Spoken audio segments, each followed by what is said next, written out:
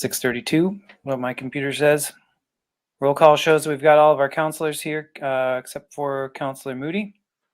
We also have the usual suspects for city representation and city administration representation and attorney, as well as Greg Wright, who is on the agenda for the North House Folk School.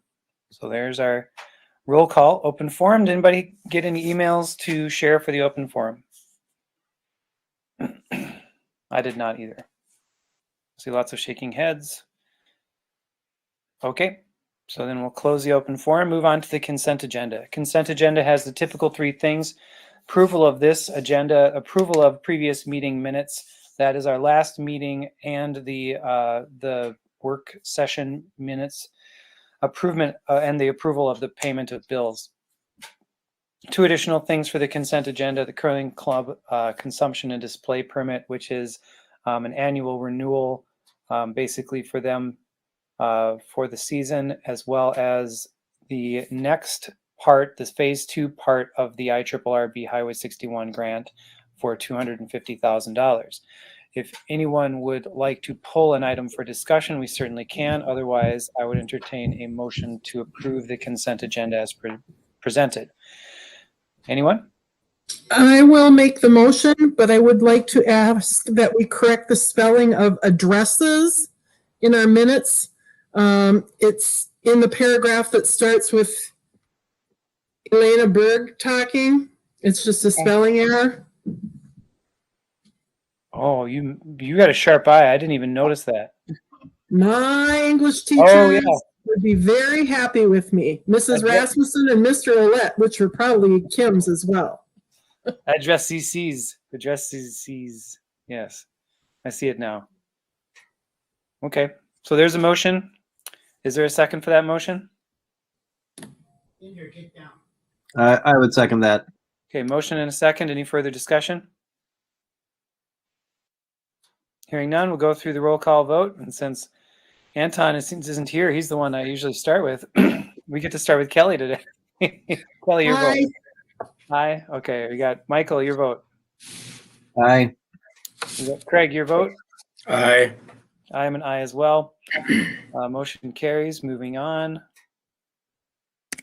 We have the Garden Club gave us a note talking about wanting to do the planters that are around town. I'll just summarize what the message says that they put in the packet. They said it cost about $900 to do them last year. They also have a question about whether or not with the construction, this is, how construction is going to impact this. So I guess the only question that I have about that is whether or not construction will impact the planters that they usually take care of.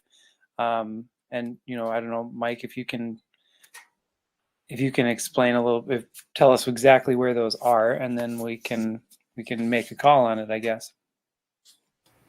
Yeah, I don't think there's anywhere that we were funding with this that's going to be affected by construction. Cool. All right. Well, I guess then we'll open it for discussion or a motion for anybody who. Well, don't they do that work at the tip of the south of the border restaurant there? They do some gardening there, and that will be dug up this year. Yeah, that'll be affected. But I don't believe they were doing a lot of annuals in that. I think the annuals were generally going into planter boxes. But we'll make sure they remember that that's going to get torn up. Yeah, that spot and probably in front of the Caldwell building. That's not supposed to get dug up, but they're going to be working real close to it.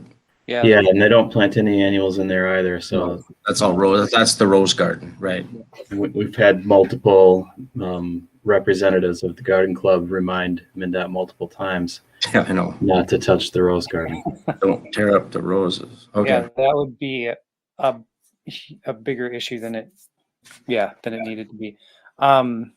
Any other questions about the plantings, flowers? If we pass a motion to say, well, I guess we basically just need to tell them that it's cool to do it. I suppose we probably need to have a motion to authorize the funds.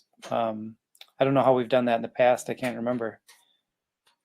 Any clarity on that, Mike? A motion's easy. Yeah, that's kind of what I thought. So I guess that would put it at, I would entertain a motion to approve, you know, I guess we could Have just we say, paid for it before? I don't remember us ever, this is the first time that we've talked about this, or, I mean, it may be in the budget and I'm fine with that, but we've never had to actually yearly go through and motion anything for it. So do we need that, or can they just continue to do it if it's in the budget? Your preference. I don't think we need it, but if you would like to do a motion, that would be. well, if we can appreciate the if we clarity. just get the thumbs up from everybody that they want the garden club to go for it, then I think that that probably sends a strong enough signal that we'll reimburse them for the funds that they do. put into the planters. I do. Yeah. So does anyone object to that? If not, then I say we just tell them, go for it. Thank you so much. And that don't plant stuff in the places that are going to get dug up. Really grateful that we have a group of people that are willing to do that. That's really a great addition. And boy, this is okay. Good. We're making progress here. And then the next thing on the agenda is the North House annual report. So with that, I will turn that over to Greg Wright, and we will jump in. So take it away, Greg. Thanks, Jay. And greetings, everybody. It's been a while since I've seen all you. Hard to believe that all that has happened in the past year. And it's interesting to reflect this tradition of coming to meet with the council, something that's stipulated in our lease, something I've enjoyed. And, last year, for the first time ever, I submitted that report in writing. And now here we are virtually. I shared a packet of data with you, with the idea that sometimes a few numbers helps you see inside, but I want to share a couple stories to help you kind of understand where we are, where we're going, what it's been like, and then also obviously answer your questions. I guess if I can, look back to last year, 2020, what can I tell you about 2020? Well, the first thing I should tell you is January and February of 2020 were the best January in our history, and February, the best February in our history. If you look at student days of coursework being hosted by North House Folk School, that's pretty great stuff. And to have March show up, kick off March with Wood Week, and then take a dramatic U-turn is pretty sobering. I mean, for North House, for our community, for so many communities and so many businesses and organizations in this world. A lot happened in a short period of time at the school. First of all, obviously in mid-March, we're canceling literally months of coursework, something we've never done before in our existence. Next thing you know, we're of course beginning to map out multiple months of fiscal models that might help us understand the course we might be taking, from the COVID will last 3 months to COVID will last 6 months, or believe it or not, even COVID will last 10 months. Little did we know COVID's going to last 18 months. We also started, even as we canceled coursework, we realized, just because we're canceling coursework doesn't mean our programs need to shrivel up and go away. We got to figure out how to keep the school and our work engaging community and telling the story of craft alive. We launched a project we called Crafting in Place, a series of digital programs, because why not reach out? Why not stay connected to people? We started to dream up new ways. Clearly, all of our local school programs that we do for free, off the calendar. What do? We started to dream up new ways to send programming home on school buses for kids, stuff they could grab onto with their hands, again for free. And what was amazing was watching the nimbleness and creativity of the staff moving things forward. Like a lot of organizations, we did a lot of things to try to stay whole. applied to PPP. Huge shout out to Grand Marais State Bank and their staff for helping make that possible for North House and the whole community. We applied for the Minnesota Shared Work Program. We connected with all of our foundation partners. We hosted multiple online engagements for donors because obviously knowing what's going on helps you figure out how you can respond and help. Some of the things we did to plan were pretty sobering. We budgeted for at least a 50% decrease in revenue from program. That's when you make a living teaching, that's sobering to imagine a cut like that. We planned on giving from donors decreasing by 30%. Why? Because we assumed the pandemic would be hard on everybody and that we'd all have to make sacrifices. And speaking of sacrifices, this staff stepped up. All of our staff worked for 6 months at 75% reduced hours as part of the Minnesota Shared Work Plan. We all took a two-week furlough, unpaid furlough, as part of making it fiscally work. Again, not because we wanted to, but that was going to be part of what would help the school stay whole. The amazing thing is 2020 wrapped up. There was some incredible outcomes. One, we were whole. We ended in the black. Two, donor support hadn't decreased 30%. It actually grew 25%. We had more donors, more new donors, more giving than ever before in our history. And that's a pretty satisfying thing to know there's a community of people not kind of behind you, but really, really behind you. And not only that, but our digital outreach hadn't just generated a bunch of free listeners. We had made connections around this world and around the region that we never would have made.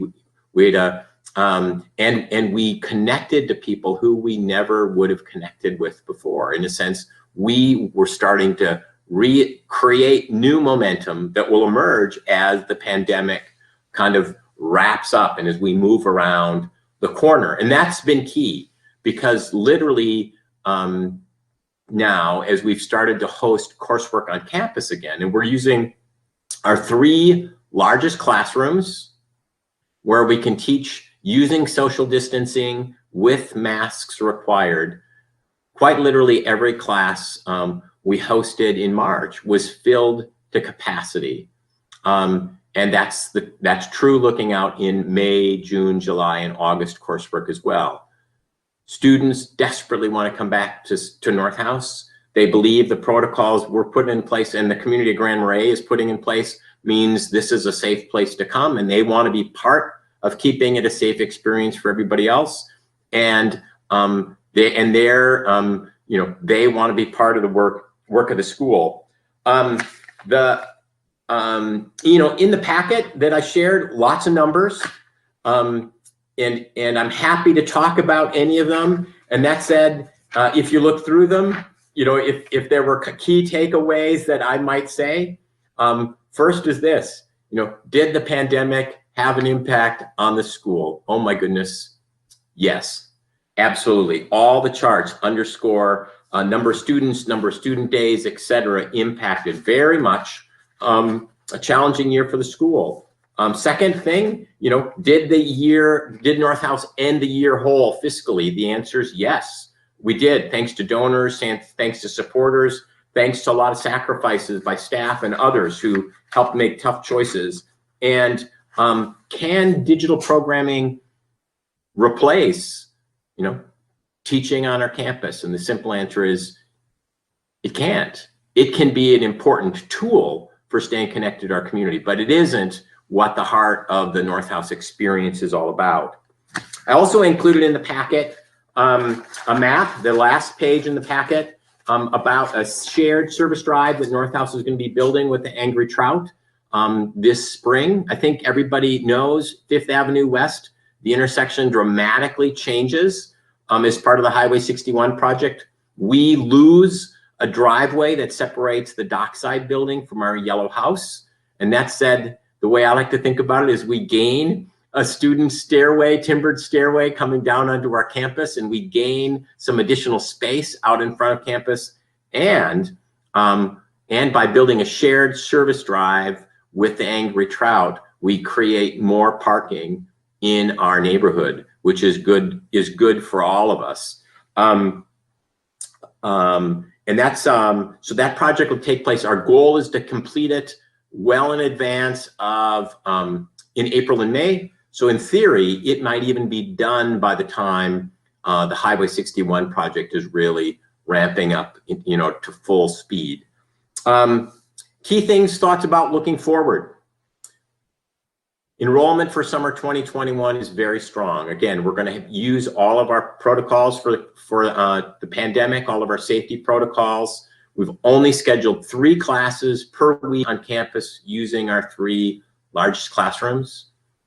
2, as opportunity allows, we will add additional coursework when it's clear it's safe and when it's clear we have the capacity to do it safely. So a good example is when we might start to use for smaller groups our blacksmith shop, which, as long as we have the right number of students, has adequate room to teach really safely in the summer season when we can have lots of natural ventilation in that space.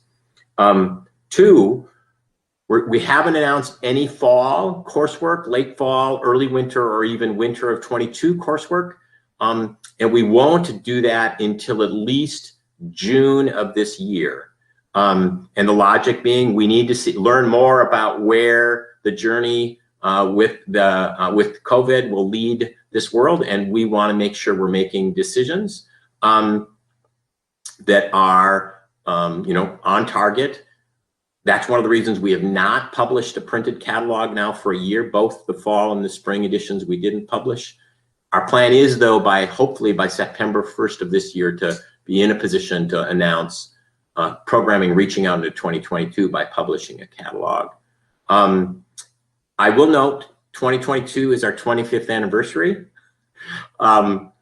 So there's going to be a lot of things to celebrate when we get to 2022, and one of them is certainly the returning of program and the returning of our community events that are clearly at the core of our work, both celebrating craft and celebrating community on the North House Folk School campus. So, quick overview of where we've been, where we are, where we're going. Happy to answer questions, respond to poke at numbers with you in the packet. More than anything, I want you feeling confident about the school and feeling like we're keeping you well informed. I think that's it. Jay? Okay. Does anybody have any questions for Greg on the information that was provided, or the report that he has given us? I mean, these reports, like Greg said, are really, they're really just it's a thing that we do to keep each other kind of on the same page and make sure that we're fulfilling the requirements of the agreements, as well as making sure that that the city understands where North House is and that North House understands where the city is. So now is a good time to ask questions if you've got them. If not, if you think that the information that was provided was good enough, then we can give the thumbs up and we can move along. So, anyone? Greg, hi, it's Kelly. Hi, I am Kelly. wondering if you guys are able to do any of your classes with the students that you'd previously done. I know obviously the school's having issues with the pandemic and things, but are you able to do any of those classes with either the senior high kids or the elementary that you did previously? Right. So Kelly, you already figured out a lot of the things that we usually do for free for the schools. We haven't this past year. Our Paddle to the Sea program for third graders, or our fibers program for fifth graders, or timber framing, wood-fired baking for for high school kids. So what we've done instead is we've pushed two different ways, still by hosting free programming in collaboration with different school groups or the different schools. So one, for instance, last spring when we discovered we couldn't do any of the elementary programs, the school was obviously going all virtual. And so we decided to run exactly the opposite direction. And we created craft kits for every elementary school kid, and working in partnership with the schools, we sent those out by bus to be delivered to every family because people needed real things to get their hands on. And not required as any kind of partnership with the school, but we figured, you know, you do things because it matters. And so we did. Another great example, in the fall and winter and spring every year, we host extended instructor residencies where people come and spend 2 to 3 weeks on our campus, collaborating in different ways on campus and off campus and around the community.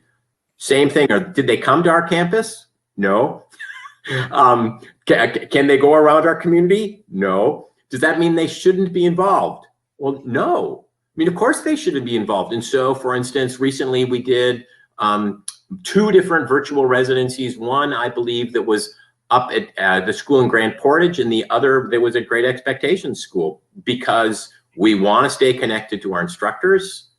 We want to be engaging local youth. We have the capacity to do those things for free. And just because it's not what we did last year doesn't mean we shouldn't try something new this year. So I think the simple answer is, to the best of our ability, we've tried to be purposeful and nimble and creative and keep our partnerships alive, even if it means hatching some new eggs to make creative things happen. Does that address your question successfully? Absolutely. I think it's awesome.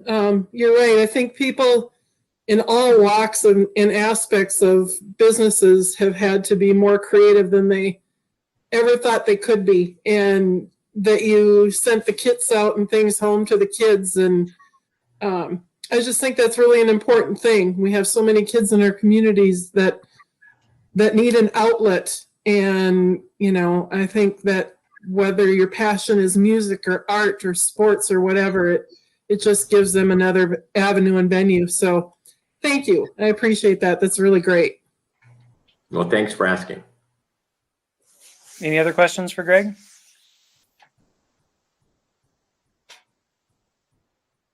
We good? Everybody feel comfortable with the presentation? Great. Well, thank you very much, Greg, for coming and giving us that information and for providing all the numbers. It's good to hear that North House is still doing well, and even though you took a bit of a whammy with the numbers, it's good to know that you can pivot and make it balance out. So thanks for the presentation, and we'll talk to you next year, I guess. Hopefully in person. Thank you very much. See everybody. Thank you, Greg. Good luck to you guys. Bye, Greg. All right. Take care. Thanks, Greg. All right, so we're going to move on to council and staff reports, because that's all we had on this agenda. So with that going on, Kelly, you're first. So go ahead. Not a whole lot to report. The North Shore Management Board is having their next quarterly meeting, and guess when it is? Wednesday, April 14th. In talking with Justin, who kind of plans it and gathers all the information as to coordinating people's schedules, because there are, I think it's like close to 20 people that they reach out to for this. He is going to propose it to them that maybe once in a while they're going to have to pick something not on a Wednesday, but I'll at least get a packet of agenda minutes things and can read through it, but can't attend. I did have a question based upon when I was looking through paying bills. We paid very minimal, but 2 dogs in the web. Because of where I work, I know that they are no longer going to be in business after April 1st. So I was wondering what we are doing as a city. Are they hosting our website? And what are we doing if they are shutting down? What all do they provide for us, and what would be our options? Just wondering if Mike could answer that maybe, or Patrick. I'm not sure which one it is. I can answer that. I'm currently in the process of moving the website that they built and host to our own web hosting service. So we'll be moving the library website hosting from them to the website where the hosting service that we're using. Oh, so it was for the library, not for the actual city page. Right. Okay. Okay. The last thing I had is, I know, just something to think about, but if we can maybe start thinking or being creative about potentially meeting in person. I know that numbers have upticked a little bit here in the last 2 weeks. I'm hoping that they will maybe slow down again. I know that staff at the hospital, we're going back from testing once a month to once a week now because of the change in percentages, effective Monday for 2 to 3 weeks, and then hopefully numbers will drop back for percentage. But even if it was something, if we could be in the community center space or try even once a month to meet in person, meeting at home, just throwing it out there to people. Obviously, we don't have to answer that tonight, but it would really be nice to be able to do that and be face to face sometimes. So I know a friend that works, that is part of a township here, so they are going back in person come April. They have 8 people.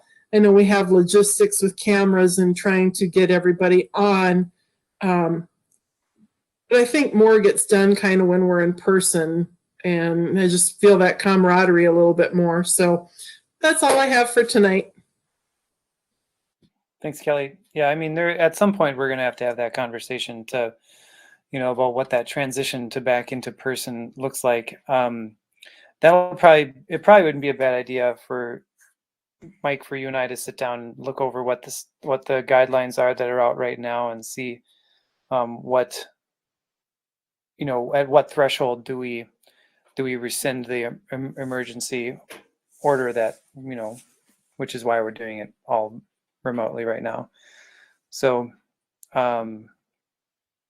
personally, with the numbers being so high in the country still, it makes me very nervous. But I know that there's a lot of really good studies out now that tell us what's safe and what isn't. So maybe we can use that to make an informed decision. So thanks for bringing that up, Kelly. And that's it for you, Kelly?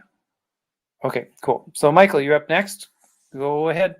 Yeah, so the library board met and we talked about a few things, but the big things that came out of that is they are looking at opening up, like Kelly was talking about, getting more people in. Like right now, you go ahead of time and figure out what time slot you're going to be and how many people you can have and how long. And now they're looking at being more like a lot of the grocery stores do, where they have like a limit of how many people can be in the building at any one time. So they're going to kind of do that in kind of a soft open sort of way, just sort of gradually move in that direction. So they'll be open more like that.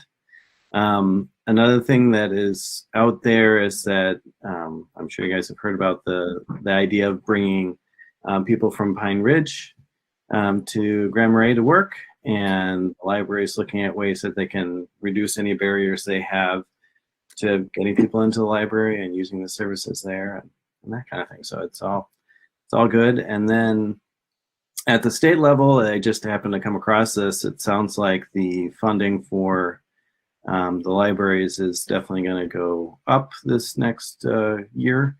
And that's all good because it's got a Republican supporter in the Senate and a Democrat in the House. And so that all looks good. So lots of good news on that front. Oh, and then what Kelly was saying about being in person, like I'm all about that. But at the same time, I'm really interested in seeing what we can do to continue to have it as an option going forward. And not necessarily for us, but I do think about people who want to participate in city government, either just to, watch us or to actually, be on a board, to have the option if they have difficulties getting around or whatever, to still be able to think about participating in the process. So finding a way to make that happen. I know that it'd be a little clunky, a little weird, of course, we're going to get a lot done in person, but just something to consider to keep it in the keep it as a possibility for others to use to continue to participate in the process. So anyway, my 2 cents. Very cool. Thank you, Michael. That's it. So moving along then, Craig, your report. Yeah, let's see, the last park board meeting was March 2nd. Not a whole lot new there. We discussed some rates, changing of a couple of different rates at the golf course. Then we discussed the Canadian seasonal guests that we have moving forward with the border still being closed. So we're still offering the same discount that we did last year for those that have campers permanently in the park, but they can't access them. And then Dave is going to reach out to those people like he did last year. They still have an opportunity to do something with the trailer or with their RV, but they're going to have to outsource it to somebody living in the States, obviously. What else did we talk about? Seasonal help. Let's see. I guess that was about it. Oh, we talked about that city council, the special event for Stone Harbor. Paddleboard canoeing, kayaking demonstrations. We approved that for July 16th to the 18th. What else? I think that's about it for the park. And in the PUC, I didn't make that meeting, but I see that the discussion, if Mike wants to follow up on that, I think you guys figured out a schedule for collecting debt on past dues, implementing that when that was, I don't know exactly what you discussed, but that was something that was on the agenda, I know. Other than that, that's about all I have. All right. So I guess that just leaves me. And then the rest of those guys, of course. I was gone for last week, so I didn't have any meetings then. And the week before, the only thing I had was an orientation for the Minnesota Post Board that I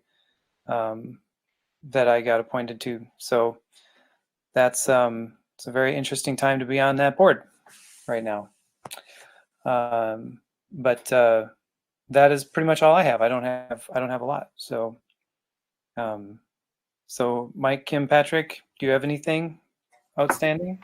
Yeah, I've got a few things to update you on. I mean, this is a light agenda, but there's a lot of things working in the background, and some of them are going to show up at your next meeting. So there will be a planning commission public hearing next week for a variance for shoreline setback on the property that is just east of the Best Western, which is just sold, and someone is looking at starting a business there.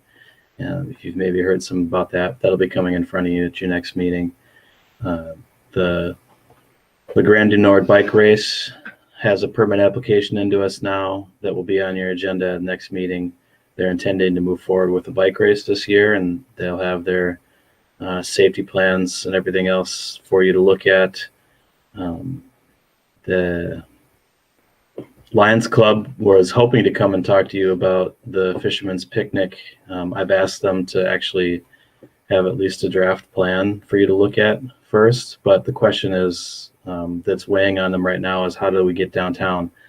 And the trick, of course, is that MnDOT's construction schedule is the materials that they've released anyway say that the Wisconsin will be Highway 61 detour until early August. So it's very difficult to imagine the Fisherman's Picnic and the Highway 61 detour in the same space unless the picnic is, confined to the Harbor Park. And so the Lions are working really hard on that. And I know that they're intending to do something this year. And so hopefully they'll be in front of us soon, perhaps next meeting.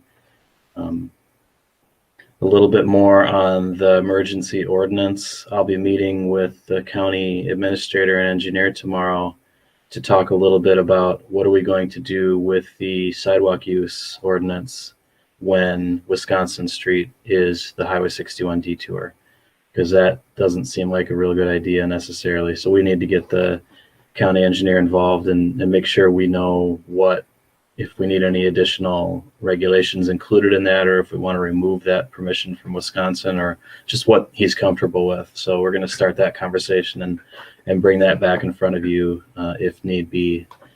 But that kind of just begged the question too, what are the conditions when we're going to start thinking about the changing or removing that emergency ordinance? And I imagine that we'll be looking to the state for that type of signaling. So when we think about meeting in person in council meetings, we could do it right now. If we limited the numbers, we could find a way to social distance. We did that last year with some of our council meetings where we were wearing masks and staying 6 feet apart. We can certainly arrange a room like that if that's a meeting you're interested in having. So I guess, Jay, that's a good idea for you and I to sit down and talk that through. One of my thoughts about it is I consider some of my remote meetings that I traveled to before the pandemic and that I don't have to travel to anymore, and how wonderful it is to not take 2.5 days to go to a 3-hour meeting.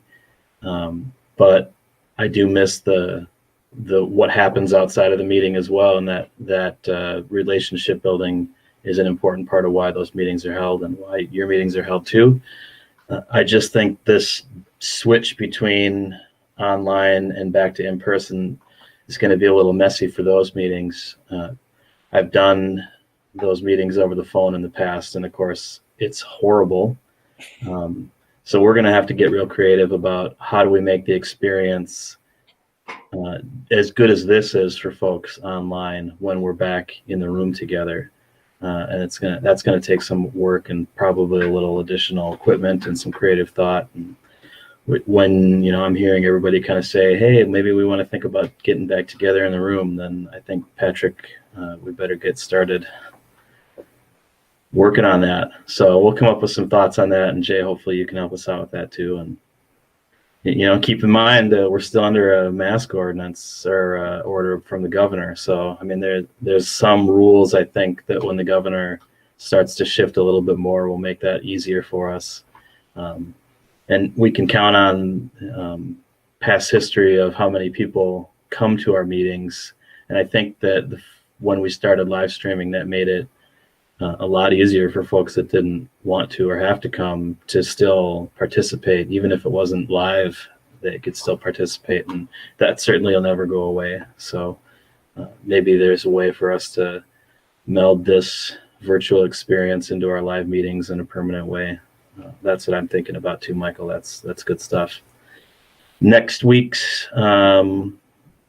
PUC meeting will continue the conversation, Craig, that you talked about earlier, which was when do we reinstitute late fees and when do we start talking about shutoffs again? And the answer last month's meeting was now. So business as usual is what they're looking for us to do. So we'll revisit that question just with an update on how we've been communicating with folks that may affect and what we need to do moving forward. The other thing we talked about was our load management programs. And we've been doing a lot this last month of in-house work, which is kind of new with the pandemic, where our staff's actually been working with homeowners to both get load control receivers attached to their systems and get those systems up and running again, but also get automated water meters installed in people's houses. So I think that we've learned a lot about how to get those sorts of personal contacts done now in a safe manner so that we can really start to try and get back to, it's not business as usual, not remotely, but at least a lot of the functions that we were doing and a lot of the projects that we kind of had to put on hold last year are up and running again, and that feels pretty good to me. So that's what I've got going on. I expect our agenda will be longer in 2 weeks. Very good. Patrick, Kim, anything? All right. Well, then we have completed our agenda's work. We are adjourned. Thank you very much. See you guys in a couple weeks. Thank you. Have a good Yeah. night, everyone. Thanks. Happy Easter.